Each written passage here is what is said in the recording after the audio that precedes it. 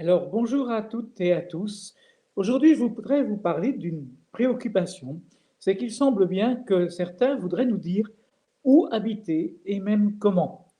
Divers magazines ont publié récemment des interviews qui peuvent paraître au premier abord assez anodines, mais qui me paraissent en réalité inquiétantes.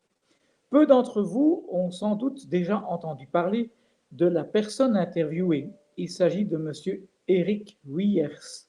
Celui-ci exerce la fonction, certes consultative mais importante, de bouwmeester pour l'ensemble de la région flamande.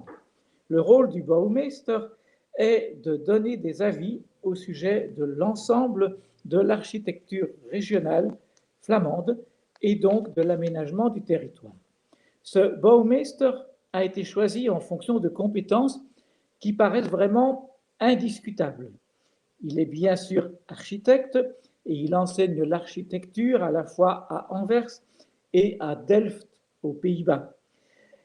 En plus, il est philosophe, combinaison assez rare pour être remarquée. Or, c'est peut-être ces qualités multiples qui peuvent être à l'origine de la discussion dont je voudrais vous entretenir aujourd'hui. C'est que ce bouwmeester ne se contente pas de donner des avis sur l'architecture de tel ou tel bâtiment public. Il y a une philosophie normale pour un philosophe, une philosophie complète de l'urbanisme, ce qui est fort bien en soi, sauf qu'on a parfois l'impression qu'il y a chez lui une vue très absolue des choses et qu'il aimerait bien que les autorités en fassent la loi de cette philosophie. Il dit par exemple que les maisons individuelles et surtout les villas quatre façades ne doivent plus exister ou du moins ne doivent plus être construites, qu'il est fini le temps où l'on pouvait rêver de posséder sa propre maison sur son propre terrain et qu'il faut désormais que l'habitat soit collectif, chaque immeuble devant abriter plusieurs familles. C'est non seulement dans son chef un souci d'architecte, voyant son domaine de manière très globale, mais aussi visiblement une philosophie de vie pour lui. Il a ainsi dit que l'habitat est souvent considéré, à tort, comme un problème privé.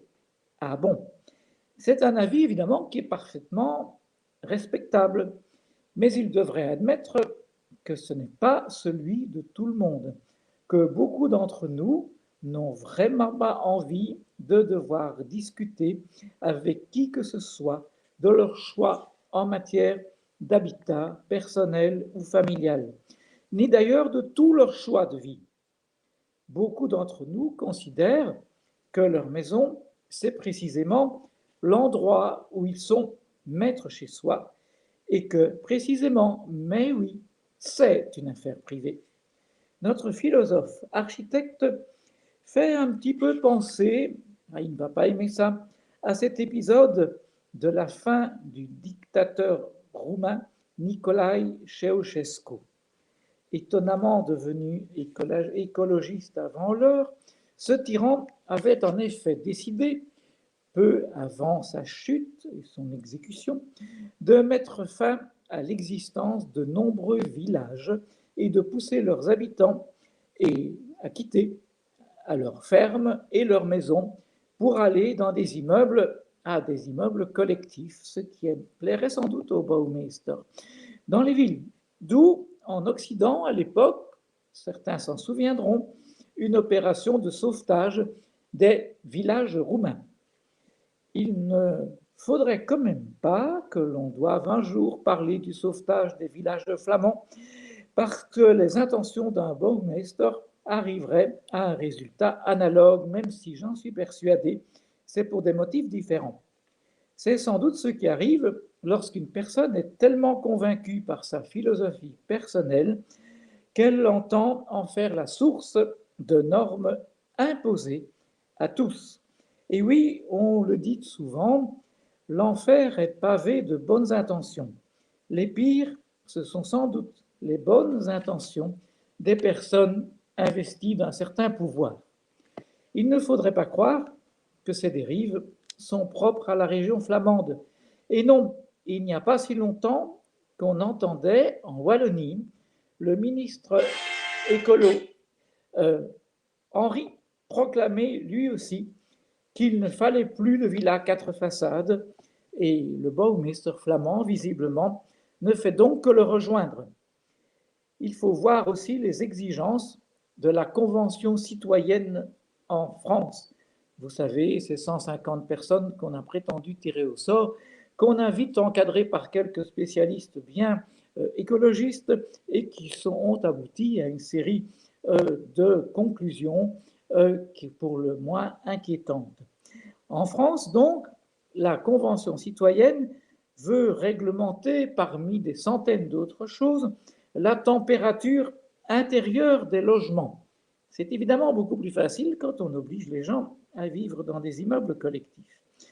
Et ce, sans compter les multiples règles introduites déjà un peu partout et qui relèvent d'une manière de nous imposer notre façon de vivre. Il y a les aliments, les boissons que l'on peut vendre ou qu'on ne peut pas vendre, celles que l'on taxe dans le but proclamé de protéger notre santé, comme si les gardiens de notre santé, ça n'était pas tout simplement nous-mêmes. Et là encore, ce sont les méfaits de bonnes intentions de personnes qui, arrivées au pouvoir, entendent faire prévaloir leur philosophie personnelle. Notre façon de vivre, notre façon d'être, eh bien, c'est à nous de la fixer. Nous devons être libres d'avoir chacun notre philosophie, nos choix en ce qui concerne notre façon de vivre. Et nous devons pouvoir répondre à notre fameux Baumeister, oui, tout ça, ce sont des questions privées. Je vous remercie.